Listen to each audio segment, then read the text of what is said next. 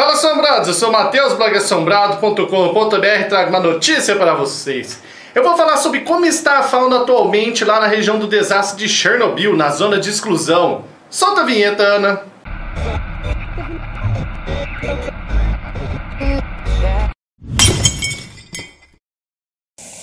Assombrados, Chernobyl foi um dos primeiros especiais que eu fiz pro canal. Acho que foi o primeiro realmente desses especiais que eu comecei a produzir, depois das pirâmides lá.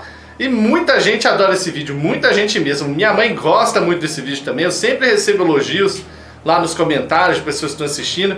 Então tudo que tem de Chernobyl aí eu procuro trazer pra vocês pra atualizar, que nem eu fiz dos 3 heróis de Chernobyl, que é um outro vídeo muito legal.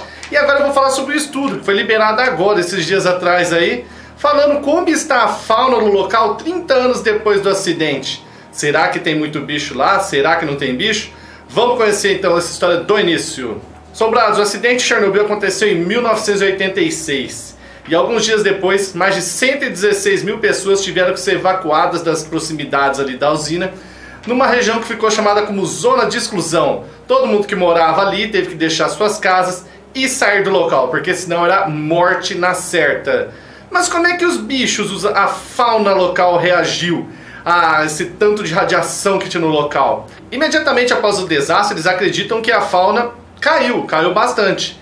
Mas e agora, 30 anos depois, como é que ela está? É o que esse estudo feito lá na Bielorrússia tenta responder. Ele foi liderado por Tatiana Deriabina, da Reserva Radioecológica Estadual de Polessk, lá na Bielorrússia. Essa reserva radioecológica é o quê? É uma grande reserva que engloba todas as áreas que foram mais afetadas ali na Bielorrússia, que foi o país mais afetado, apesar de ter ocorrido a explosão em Chernobyl, fica na Ucrânia, em outro país. Os ventos levaram a radiação para a Bielorrússia, então foi o país mais afetado. Então uma reserva que engloba as áreas mais afetadas ali da Bielorrússia pela radiação. Então eles nessa reserva observaram o número de animais, essas coisas, e tentaram responder 3 perguntas. A primeira pergunta é a seguinte: a densidade de mamíferos ali é menor do que em outros locais devido à radiação? A resposta é não. Outra pergunta: as densidades de mamíferos nessa reserva radioecológica da Bielorrússia é menor do que quando comparada a outras 4 reservas ecológicas da região que não sofreram efeitos da radiação? A resposta é um estrondoso não. Hoje tem muito mais alce, cervo, veado, javali lá no local do que anteriormente. Inclusive a população de lobos hoje é 7 vezes maior na zona de exclusão do que antes do desastre. A outra pergunta que eles queriam responder nesse estudo é: as densidades de mamíferos diminuíram de 1 a 10 anos após o desastre? Também não. A pesquisa indicou que não houve diminuição do número de mamíferos. Então o que isso quer dizer, assombrados, essas 3 perguntas aí, dizendo que tem mais animais na zona de exclusão hoje do que antes do desastre, e de que não afetou drasticamente a população de animais, nem quando comparada a reservas que não sofreram ataques da radiação?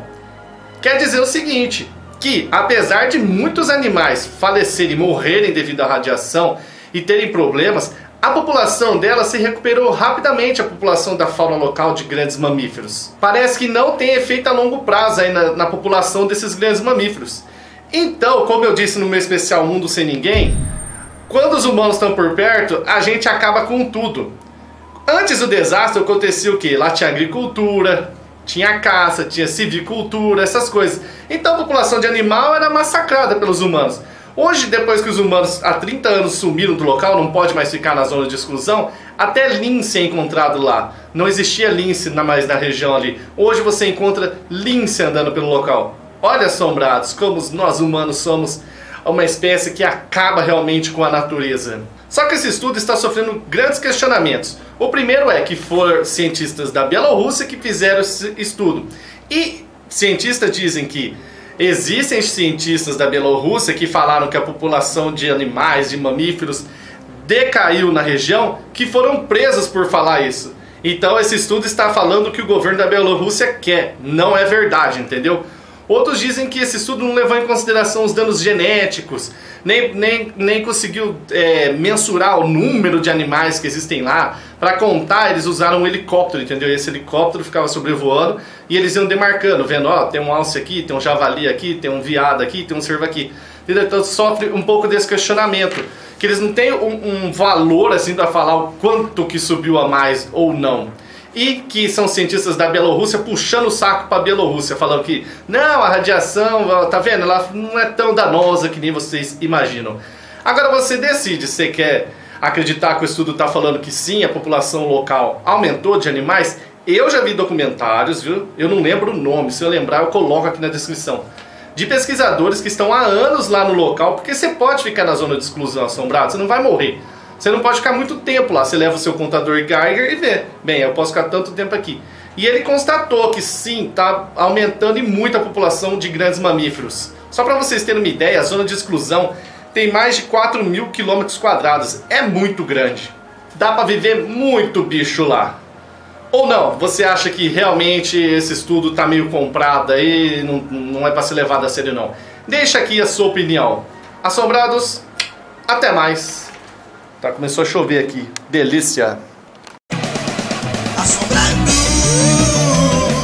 os relatos da Ana e a notícia do Mateus. Assombrados.com.br, você não se inscreveu.